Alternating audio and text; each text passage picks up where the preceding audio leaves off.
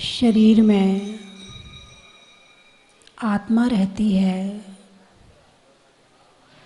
तो इस शरीर की कीमत बढ़ जाती है। शरीर में आत्मा ना हो तो इस शरीर का क्या होता है आप जानते हो। जब तक दिया जलता है तब तक ऊपर रखा होता है। जमीन में नहीं रखते दिए को, कहाँ रखते हैं? ऊपर रखते हैं। ऊपर क्यों रखते हैं? ताकि उसका उजाला सब जगह फैले, उसे उच्चासन दिया जाता है। और जब वह दिया रोशनी देना बंद कर देता है तो दिया कहाँ चला जाता है? पिछवाड़े में फेंक दिया जाता है, कचरा घर में चला जाता है। ठीक ऐसे ही शरीर एक दिया है और आत्मा ज्योति है। जब तक शरीर में ज्योति है तब तक इस शरीर की कीमत है, वरना इस शरीर की कोई कीमत नहीं है। चर्चा चल रही है प्रमादचर्या पर। जब तक इस शरीर में आत्मा होती है तो ये शरीर दौड़ता है, चलता है, फिरता है, खाता है, पीता है, लड़ता है, भिड़ता है, सारे काम करता है। पुण्य भी करता है और पाप भी करता है। जब तक इस शरीर में आत्मा होती है तब तक कर्मबंध भी होता है। कर्मबंध किसको होता है? शरीर को या आत्मा को? यदि कोई किसी को चांटा मारेगा तो चांटा किसने मारा? शरीर ने या आत्मा ने? अरे बोलिए ना, शरीर ने मारा। अच्छा, शरीर ने मारा है चांटा तो पाप किसको लगेगा?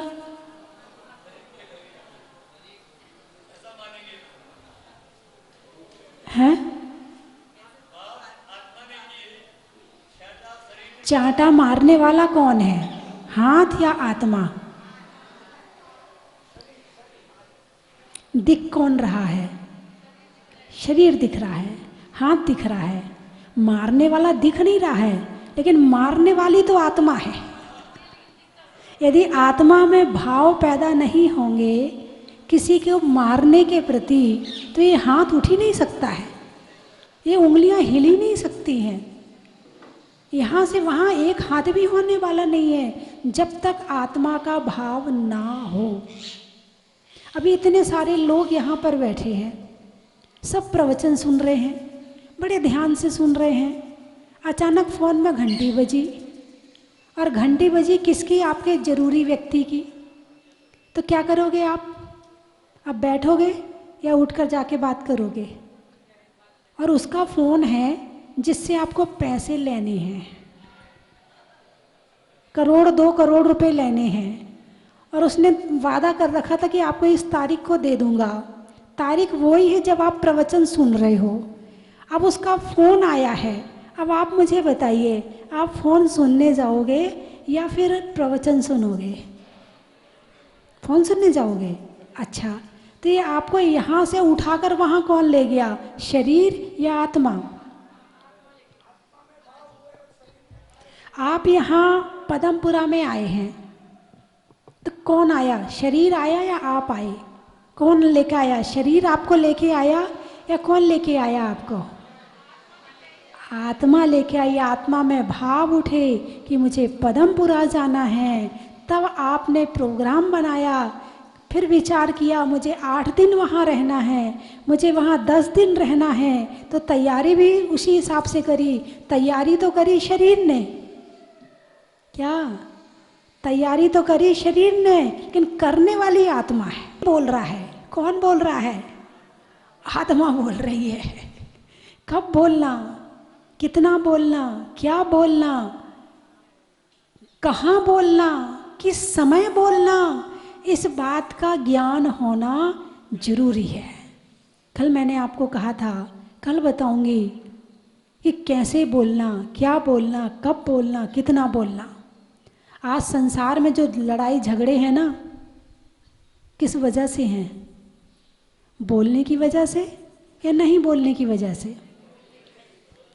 जिनके पास में भाषा नहीं है, जिनके पास में वाणी नहीं है, वो कम लड़ते हैं, और जिनके पास में भाषा और वाणी है वो ज़्यादा लड़ते हैं, क्योंकि उनके पास में लड़ने के लिए उपयुक्त साधन है। बिना साधन के लड़ाई नहीं हो सकती है। लड़ने के लिए साधन तो चाहिए ना। सबसे पहले तो हम वो चीज़ देखें जिस पर मुझे झगड़ा करना है, पर उन विषयों को सोचें जिन विषयों पे मुझे झगड़ा करना है, फिर उन विषयों के प्रति सारे विचार पैदा करें मन में। उसके बिना लड़ाई हो सकती है क्या? चलो, कोई गूंगा है, वो लड़ सकता है कि नहीं लड़ सकता है? नहीं, लड़ तो सकता है। जिनके घर में गूंगे होंगे उन्हें पता होगा। एक छोटा सा बच्चा होता है, बोलना नहीं जानता है मगर परेशान करना जानता है। बोलिए हाँ या ना? अभी बच्चा बोलना नहीं सीखा है, लेकिन आपको परेशान करना शुरू किया कि नहीं किया? बिना बोले भी क्रोध हो सकता है, और बोल करके क्रोध किया जाए तो करेला और नीम चढ़ा। बिना बोले कम से कम थोड़ा क्रोध करते, लेकिन आप बोलकर कर रहे हो तो उसमें और विशेषता आ गई।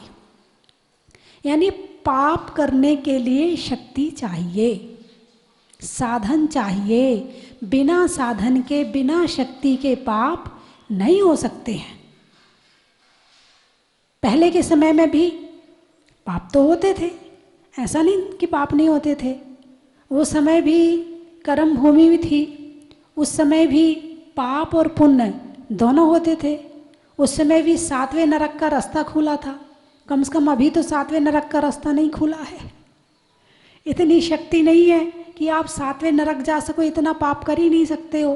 लेकिन नरक बंद नहीं है, नरक का रास्ता भी बंद नहीं है, जा सकते हो।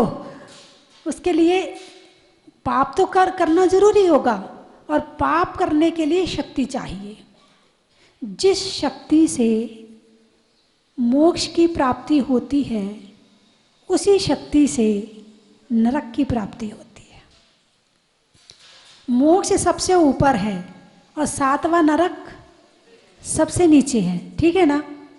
तो जो मोक्ष जाने की शक्ति रखता है ना, मोक्ष जाने के लिए चाहिए वज्र वृषभ नाराज संघनन, और नरक जाने के लिए क्या चाहिए?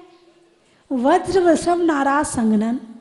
जिसके अंदर वज्र वृषभ नाराज संघनन नहीं होगा, वो इतना पाप कर ही नहीं सकता है कि वो नरक चला जाए। एक चींटी नरक नहीं जा सकती है। क्यों नहीं जा सकती है? बोलिए ना। इतना पाप ही नहीं कर सकती है। एक वृक्ष नरक नहीं जा सकता है। क्यों नहीं जा सकता है? क्योंकि वो इतना पाप कर ही नहीं सकता है। और एक मनुष्य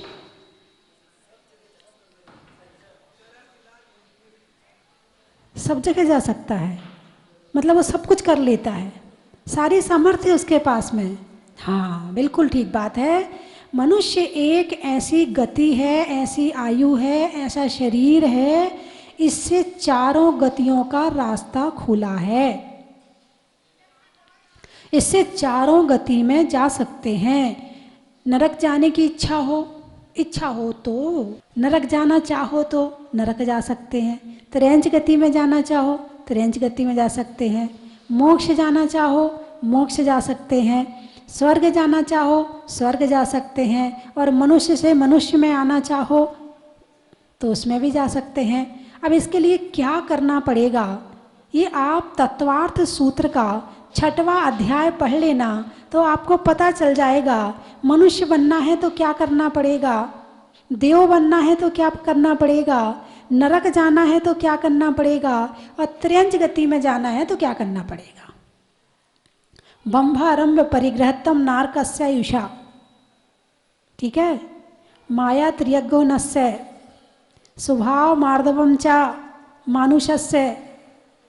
और देवगति के तो आपको पता ही है, जहाँ आप बैठे हो जो काम आप कर रहे हो पूर्ण भक्ति के साथ, सरलता के साथ, सहजता के साथ करते रहो तो देवगति का काम हो जाएगा।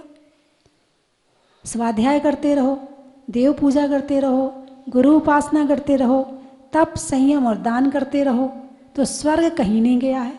आप घर में बैठकर भी स्वर्ग का रास्ता खोल सकते हो। ऐसा नहीं कि घर में जो रहते हैं वो नरक ही जाते हैं, नहीं। घर में रहकर भी एक हाथी अणुव्रत का पालन करता है तो वो 12वें स्वर्ग चला गया। कौन से स्वर्ग? 12वें स्वर्ग। एक यो श्रावक व्रत पाल स्वर्ग 16 उपजावे। घर में रह करके 16वें स्वर्ग का रास्ता भी खुला है। कौन सा स्वर्ग? 16वां स्वर्ग। सीता प्रतीन्द्र बनी है, आरी का पद से उसने समाधि मरण किया तो स्त्री पर्याय का छेदन हुआ और जाके इंद्र बनी है, प्रतीन्द्र बनी है। अब आप देखो कि एक दीक्षा लेने के बाद जब आप घर में रहकर 16वें स्वर्ग जा सकते हो तो दीक्षा लेने के बाद यदि 16वें स्वर्ग जाओगे तो इंद्र बनोगे। लेकिन उस तरह की चर्या का पालन जरूरी है। तो बात चल रही है शक्ति की, ताकत की, साधन की। आपके पास में साधन है। साधन क्या? इंद्रियां, करण। इसे करण भी बोलते हैं। क्या बोलते हैं? करण यानी इंद्रियां। तो इंद्रियां साधन है। इंद्रियां साधन है किसके लिए? आत्मा के लिए। क्या करने के लिए? पुण्य और पाप कर्म करने के लिए, अथवा पुण्य पाप से हटने के लिए, निर्जरा के लिए। दोनों को भी क्षय कर सकता है। लेकिन अभी जिस अवस्था में आप बैठे हो तो वहाँ पुण्य और पाप है। अभी वो वाली निर्जरा नहीं है जिस निर्जरा से मोक्ष की प्राप्ति होती है। अभी वो निर्जरा तो होने वाली नहीं है। लेकिन हाँ, पाप कर्म की निर्जरा का साधन जरूर हो सकता है। तो ये जो साधन है इंद्रियां, कितनी इंद्रियां होती हैं? अरे बोलिए ना, 5 की 6? एक बार सोच लो। अच्छा, मन हो गया तो 6वीं इंद्रिय हो गई। अच्छा, इंद्रियां तो 5 ही हैं, मन अलग है। अच्छा, इंद्रियां 5 होती हैं। कितनी होती हैं? 5। कौन कौन सी? मैंने कई बार बताया। आप जैसे कोई भूल जाता है ना तो उनके लिए बड़ा अच्छा रास्ता बताती हूँ। स्पर्शन, रसना, घ्राण, चक्षु और कर्ण। हाँ, आप इसको दूसरी भाषा में भी बोल सकते हो कि शरीर, जीव, नाक, आँख और कान। अपनी ये जो चलती फिरती भाषा है, बोलचाल की भाषा है, उसमें भी आपको कि आपको संस्कृत में याद रहे ना रहे, अंग्रेजी में तो याद रहता होगा। हैं? अंग्रेजी में बताऊं क्या?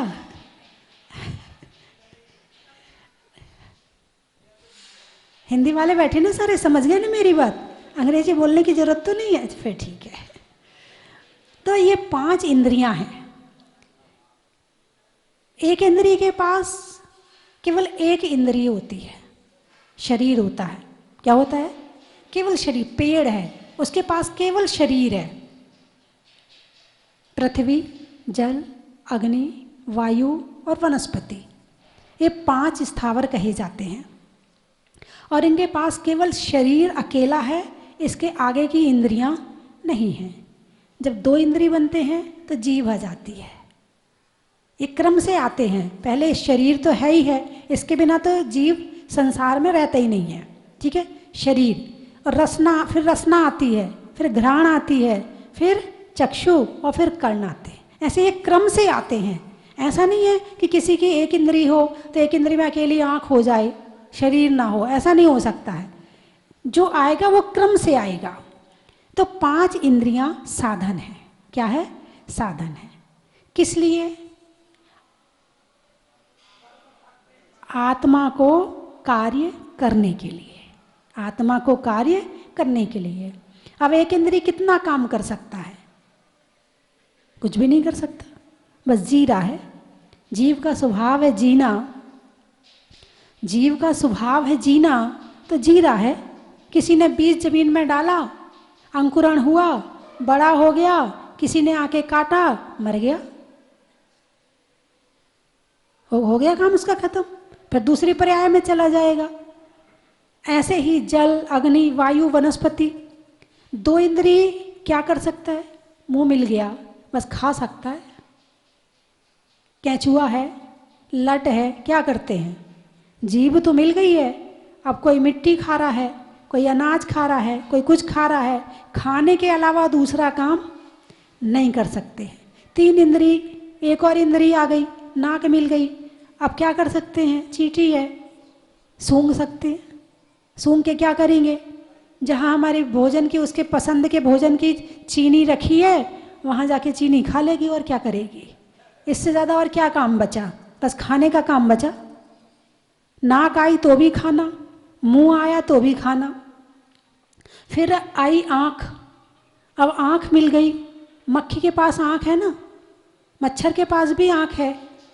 जितने ये छोटे छोटे उड़ने वाले प्राणी हैं ना, सब 4 इंद्रिय हैं, सब 4 इंद्रिय हैं, इनके पास आँख है। जैसे ही इन्हें दिखता है कोई चीज़, बस वहाँ जाके बैठ जाते हैं और बस वो चीज़ खाना शुरू। जैसे आम है, आम के छिलके हैं या कोई और भोजन का सामान है, मक्खी आसपास में होगी तो वहाँ जाके बैठ जाएगी।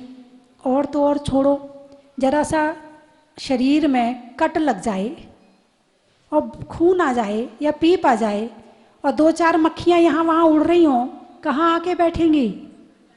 वहीं आके बैठेंगी। मक्खी भी मांसाहारी होती है, मच्छर भी मांसाहारी होता है, चींटी भी मांसाहारी होती है।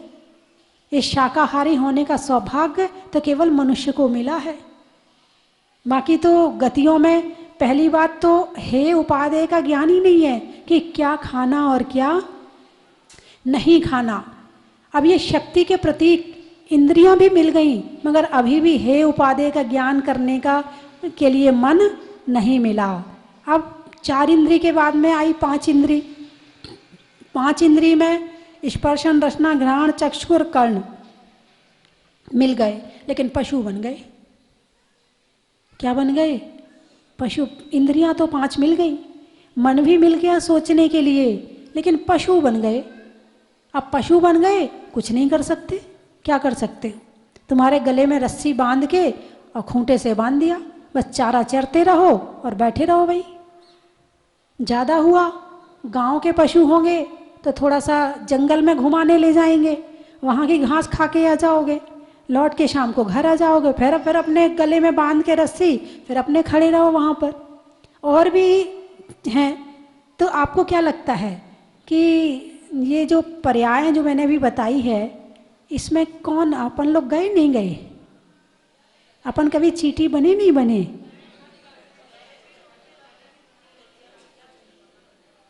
हम 84 लाख योनियों में घूम के आए हैं, 84 लाख योनियों में भ्रमण करके आए हैं, और 2-4 दिन नहीं, अनंत काल से हम वहीं घूम रहे थे। हम कुत्ता भी बने, घोड़ा भी बने, बंदर भी बने, हम नरक में भी गए, हम सब जगह घूम के आए हैं। अब जाके ये मनुष्य पर्याय मिली है। और वहाँ पर हमने क्या किया?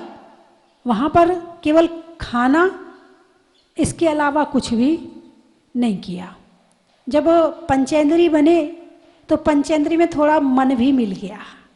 क्या मिल गया? मन भी मिल गया। अब मन मिला तो क्या किया? उसमें तेरा मेरा शुरू कर दिया। पशु गति में भी तेरा मेरा का बहुत चक्कर है, बहुत भयंकर चक्कर है तेरा मेरा का। मैंने पहले भी बताया था, जैसे बंदर होते हैं तो शहर के जो बंदर होते हैं उनकी छत बटी होती है। मकान किसने बनाया? मनुष्य ने। और छत का बंटवारा किसने किया? बंदरों ने। अब एक ग्रुप का बंदर दूसरे की छत पे पहुंच तो जाए, खूना खून कर देगा। लड़ने की बुद्धि आ गई, मन मिला, मन तो मिल गया, मगर मन मिलने पर क्या काम लिया उससे? क्या काम लिया? लड़ने का काम लिया। क्रोध मान माया लोभ करने लगे। गायों को लड़ते हुए देखा है, बैलों को लड़ते हुए देखा है। लड़ने के लिए एक दूसरे को मारने के लिए हाथ चाहिए कि नहीं चाहिए? अरे बोलिए ना, बिना हाथों का कैसे लड़ाई हो सकती है? कैसे हो सकती है? सींग से। क्या बात है, क्या बात, कितने होशियार हो आपको, ये चीज बड़ी पता है। हैं? लड़ने के लिए हाथ की भी जरूरत नहीं है, मुंह की भी जरूरत नहीं है। वो सिर भिड़ा भिड़ा के लड़ते रहते हैं। वो सिर के जो सींग होते हैं उसको घुसा घुसा के मार मार के लड़ते रहते हैं। कभी चिड़िया को लड़ते हुए देखा आपने? वो चोंच से खूना खून कर देती है अपने सामने वाले दुश्मन को। यानी 5 इंद्रियां भी मिल गई, मन भी मिल गया, लेकिन उसको सदुपयोग करने की शक्ति नहीं मिली। अब बने हम मनुष्य। मनुष्य बने तो क्या हुआ? कहीं वही पशु वाले काम तो नहीं कर रहे कि जो काम हमने पशु गति में किए थे वही काम अभी भी चल रहे हो? पशु गति में 2 काम किए थे, खाना और लड़ना और भोग। बस वही काम मनुष्यों में चल रहे हो। तो मनुष्य में और पशु में क्या अंतर रहा? तो मनुष्यों को जो ये शक्ति रूप इंद्रियां मिली हैं, तो इसमें भी एक जैसे छोटा बच्चा होता है, इंद्रियां तो 5 हैं उसके पास में, लेकिन अभी उसकी सदुपयोग करने की बुद्धि और शक्ति नहीं है उसके पास में। कहते हैं 8 वर्ष का बच्चा धर्म करने के योग्य होता है, अभिषेक करने के योग्य होता है, पूजा करने के योग्य होता है। उसके पहले वो उसको पालन नहीं हो सकता उससे, क्योंकि अज्ञानता ज़्यादा है। फिर आई युवावस्था, तो शरीर में शक्ति आ गई। क्या आ गई? शक्ति आ गई। अब शक्ति आने के बाद पाप ज़्यादा होता है या पुण्य ज़्यादा होता है? अरे बोलिए ना, पाप ज़्यादा होता। जब तक पैर भागते हैं ना, तब तक तो दुकान से मकान और मकान से दुकान। मंदिर जाने के लिए कहो तो सामने से निकल रहे हैं मंदिर के सामने से, लेकिन मंदिर जाने का मन नहीं करता। अभी शरीर में ताकत है, कोई जरा कुछ कह तो दे, 10 सुनाते हैं वापिस। शरीर में जब तक ताकत हो तब तक खूब लड़ते हैं। कहा जाता है जब तक शरीर में ताकत होती है तो आदमी कंधा मार के चलता है, और जब शरीर में की ताकत खत्म हो जाती है तो झुक के चलता है। जब तक बुद्धि अच्छी थी तब तक तो सारी दुनिया में लगाई, कलेश में लगाई, निंदा में लगाई, बुराई में लगाई। अब बुद्धि खराब हो गई तो कहते भगवान बुद्धि अच्छी कर दो। भगवान ने बुद्धि अच्छी दी थी तुम्हें, तुमने क्या किया उसका?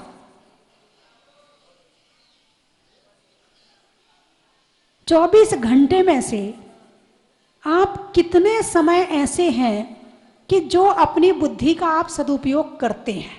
हिसाब लगा लेना। सारी दुनिया का हिसाब लगाते हो, पड़ोसी का हिसाब लगाते हो, दुकान का हिसाब लगाते हो, अपनी इंद्रियों का हिसाब लगाना कि इन आँखों का मैंने कितना सदुपयोग किया, इस नाक का, इस मुंह का, इस कान का मैंने कितना सदुपयोग किया, इस शरीर का मैंने कितना सदुपयोग किया, इस बुद्धि का मैंने कितना सदुपयोग किया। इस बात का हिसाब लगा लेना तो पता चलेगा जब तक ताकत थी, जब तक इन इंद्रियों में काम करने की क्षमता थी, तब तक तो मैंने पाप ही किया है। और अब जब थक गई सारी इंद्रियां, तब कहते हैं कि भगवान अब ठीक करो, ठीक करो। क्यों? आपकी पूजा करना है ना, आपका ध्यान करना है। अच्छा, जब थी तब ध्यान नहीं किया? जब आंखें अच्छी थी तब स्वाध्याय नहीं किया? तब प्रवचन नहीं सुने थे जब कान अच्छे थे? अब कान हमसे कम सुनाई पड़ता है तो भगवान कान अच्छे कर दो, हमें प्रवचन सुनने हैं। जब तक कान अच्छे थे तो दुनिया की निंदा बुराई सुनता था, उसके यहाँ ऐसा हो गया और उसकी बहू का ऐसा हो गया और उसके बेटे का ऐसा हो गया और वो ऐसा करता है और वो ऐसा, दुनिया भर की बुराई सुनते रहे इन कानों से। अब कानों से सुनना बंद हो गया तो भगवान से प्रार्थना कर रहे हो। बहुत आते हैं मेरे पास, बहुत आते हैं, उनको देख के कहती तो कुछ नहीं हूँ मैं, लेकिन मन में जब वो कहते माता जी कान से सुनाई नहीं पड़ता है, मशीन भी काम नहीं करती है, तो मन में विचार करती सुनना क्या है तुम्हें, इससे अच्छा तो कान ना हो वो ही ठीक है। मन में सोच में देखो, एक बार तो मेरी आ ही जाता, क्योंकि तुम्हें कान अच्छे मिल भी जाएंगे तो तुमने क्या किया था उनका। बंधुओं, जब तक इस शरीर में ताकत है, तप करते यौवन गयो, द्रव्य गयो मुनिदान, और प्राण गए सन्यास में, तीनों गए न जान। यदि तप करते हुए युवावस्था निकल जाए, समझना कि जिस काम के लिए हमने जन्म लिया था वो काम हमारा हो गया। और यदि तपस्या यौवन में नहीं करोगे, क्या कहते, धर्म तो बुढ़ापे की चीज़ है। कुछ लोगों का कहना और सोचना ये है, धर्म तो बुढ़ापे की चीज़ है, लेकिन जो जवानी में धर्म करने के संस्कार नहीं डालेगा, उसे बुढ़ापे में भी वही नोट नजर आएंगे, वही घर का राग द्वेष नजर आएगा। दिन भर बच्चे जा रहे आ रहे, टोकेगा दिन भर बैठ के, कहाँ जा रहा, कब आएगा, लेट क्यों हो गया, दिन भर टोकेगा बैठ के और दिन भर लड़ाई झगड़े करेगा। तो जब तक बुद्धि अच्छी है, खूब पाठ पूजा भक्ति दान उपवास व्रत संयम सब कर लो, बुढ़ापे में हो पाए और ना हो पाए। पहले के समय के बेटे तो अच्छे होते थे कि माँ बाप को मंदिर ले जाते थे बुढ़ापे में। अब घर में जो तुम्हारी बहू है वो नौकरी पर जाती है, बेटा नौकरी पर जाता है, तुम्हारे जो बच्चे हैं पोते हैं वो स्कूल चले जाएंगे, तुम्हें मंदिर ले जाने वाला भी कोई नहीं रहेगा। तब तुम घर में बैठ के जितने पाठ याद किए थे शांति से पढ़ना और ध्यान करना। यदि जवानी में करोगे तो बुढ़ापा सुधर जाएगा, और जवानी में धर्म नहीं किया तो बुढ़ापा सुधरने वाला नहीं है। समाप्त करूं? नहीं, कल फिर चर्चा करूंगी। अभी आप लोग जा थोड़ी रहे हैं, अभी तो 2-4 दिन यहाँ हैं ना, 5-6 दिन है अभी तो यहाँ पर, फिर चर्चा करेंगे। चलिए मैं 3 चीज़ें बोलूँगी, आपको कहना बड़ा ही महत्व है। जयपुर गाने में सुर का, पशुओं में खुर का, आने वालों में जयपुर का बड़ा ही महत्व है। कौशाम्बी, अच्छा,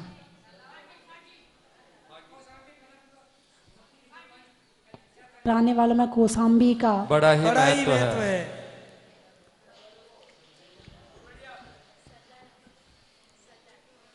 सल्लड़, ओड़वाड़िया, सल्लड़, सल्लाड़ा, जनवरी में जाड़ा का, रहने के लिए बाड़ा का, और आने वालों में सल्लाड़ा का बड़ा ही महत्व है। ओड़वाड़िया, ओड़वाड़िया, होड़वाड़िया, ओड़वाड़िया, ओड़वाड़िया, अच्छा, रसोई में धनिया का, जातियों में बनिया का, और आने वालों में कोड़बानिया का बड़ा ही महत्व है। फागी, होने में त्यागी का, नहीं होने में रागी का, और आने वालों में भागी का बड़ा ही महत्व है। गाने में सुर का, पशुओं में खुर का, और आने वालों में श्री रामपुर का बड़ा ही महत्व है। बोलिए 24 भगवान की जय। मैं संगई सुकुमार जैन BHL बबीना झांसी से यहाँ पधारा तो माता जी के दर्शन करने की हार्दिक इच्छा थी, क्योंकि अभी तक तो मैं उनको TV चैनल पर ही देखता था। यहाँ का विचार बना के चला, बीच में पदमपुरा था तो सोनागिर से महावीर जी से पदमपुरा, ये सौभाग्य रहा हमारा कि माता जी के दर्शन हमको वहीं उपलब्ध हो गए। और माता जी की आज्ञा लेकर के मैं यहाँ स्वस्ति धाम भी आया। यहाँ की व्यवस्था, यहाँ का मंदिर, यहाँ की प्रतिमाओं का आश्रय, इतनी मनोज्ञ प्रतिमा है कि हृदय में जितनी शांति मिली, अभी तक मैं किसी क्षेत्र की बुराई नहीं करूँगा, लेकिन इतनी शांति अभी तक कहीं नहीं मिली है कि मैं सब जगह करता हुआ चला आ रहा हूँ, है कि नहीं। और यहाँ की व्यवस्था बहुत ही प्यारी है। हमारे जो सब साधर्मी भाई हैं, पुजारी भाई हैं, इन लोगों का वात्सल्य देख करके, माता जी का वात्सल्य देख करके आत्मा गदगद हो गई है। मैं सभी से यही अनुरोध करूँगा कि आप सब लोग एक बार जहाजपुर स्वस्ति धाम अवश्य पधारें और इस मनोज मुनि सुब्रत नाथ भगवान की प्रतिमा का दर्शन अवश्य करें। आपकी सभी मनोकामनाएं पूर्ण होंगी। यहाँ मांगने की आवश्यकता नहीं है, इनको सब पता है किसको क्या चाहिए। जैसे किसान गेहूं के लिए बीज डालता है, भूसा अपने आप मिल जाता है, ऐसे ही यहाँ बिन मांगे सब कुछ मिलता है। धन्यवाद, इतना ही कहूँगा। और एक बार पुनः मुनि सुब्रतनाथ भगवान के समोचरण पराजे सभी जिन ब्रह्मों के चरणारविंद में एवं माता जी के चरणारविंद में बारंबार नमस्कार नमस्कार। यहाँ पे बहुत जब से प्रतिमा का अवतरण हुआ है तब से हम देखते आ रहे हैं टीवी पे भी, और बराबर श्रद्धा भाव से पहले भी आके गए हैं। मंदिर बनने के बाद पहले आए। व्यवस्था बहुत ही सुंदर है और बहुत अच्छा लगा, बहुत मन को शांति मिली। तमिलनाडु में जैन धर्म बहुत प्राचीन काल से चलता आ रहा है। वहाँ पे बहुत कम माताजी मुनिराज का विहार होता है, फिर भी बहुत वहाँ पे भी बहुत सुंदर व्यवस्था की हुई है। मुंशी व्रतनाथ भगवान की जय। सभी लोगों को मेरा जय जनेन। स्वस्ति भूषण माता जी के लिए मेरा बंदामी बंदामी बंदामी। माता जी के लिए बंदामी बंदामी बंदामी। आज मैं परिवार सहित सागर से वंदना करते हुए जहाजपुर आया हूँ। और यहाँ पर जहाजपुर में जैसे मैंने नाम सुना था कि पूरे भारत वर्ष में क्या विश्व में जहाजपुर में ऐसा अतिशय क्षेत्र है जो हमने आज यहाँ आंखों के सामने देखा। मैं बहुत प्रसन्न हूँ और मैं शुरू से ही भगवान मुंशी व्रतनाथ भगवान की बिल्कुल चरणों में पड़ा रहता हूँ। सेठी एडवोकेट नसरुल्लागंज से हूँ, मध्य प्रदेश से। मैं हमेशा जहाजपुर आता हूँ, अपने परिवार सहित आता हूँ और जहाजपुर आकर सारी चिंताएं, सारे दुख दर्द सब दूर हो जाते हैं। ऐसा महान तीर्थ है जहाजपुर। मैं आप सभी लोगों से, पूरे हिंदुस्तान के जैन परिवार से और अजैन से निवेदन करता हूँ कि हमेशा ही जहाजपुर आएँ, माता जी का आशीर्वाद लें, भगवान के कलश अभिषेक करें। और ये हमेशा ही मैं आता रहता हूँ और हमेशा आता ही रहूँगा जब तक भगवान मुझे बुलाते रहेंगे। धन्यवाद।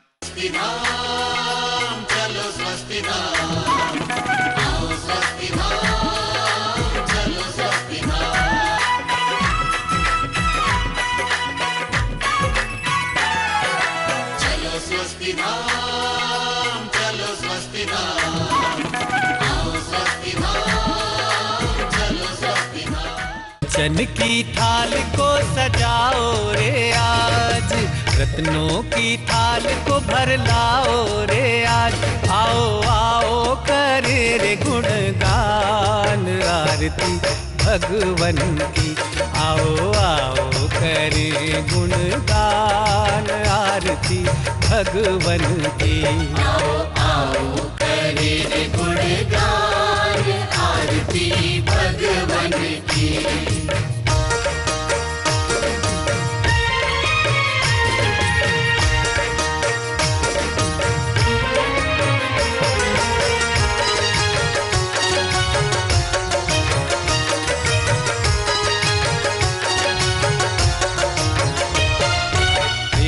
सुमित्र के राज दुलारे, माँ पद्मा जी के नैनों के तारे।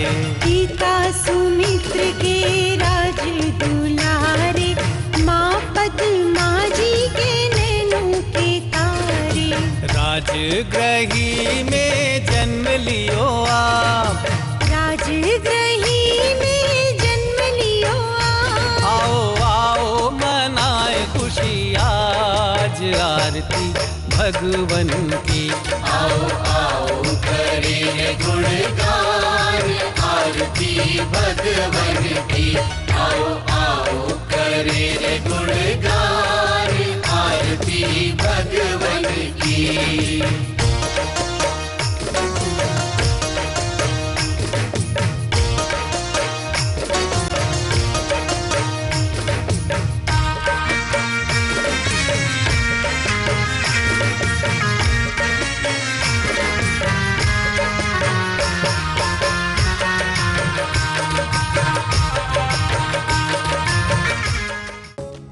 परम विदुषी लेखिका गणिनी आरिका रत्न श्री 105 स्वस्ति भूषण माता जी जिन्होंने मात्र 20 वर्ष में 100 से भी अधिक किताबें लिखकर जैन समाज को अनूठा योगदान दिया है। बड़े बड़े विधान जैसे कल्पद्रुम महामंडल विधान, सिद्ध चक्र महामंडल विधान, इंद्रध्वज महामंडल विधान एवं विशेष जिनपद, पूजांजलि आदि महत्वपूर्ण साहित्य बहुत ही सरल व सुबोध शैली में लिखे हैं, जिसमें गद्य एवं पद्य साहित्य भी समाहित है।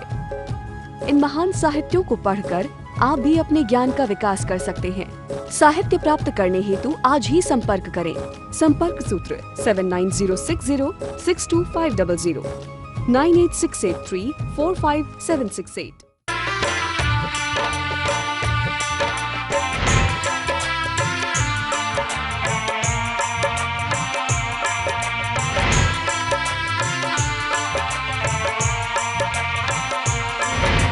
चलो रे चलो रे चलो चलो रे चलो रे चलो चलो जहाजपुर।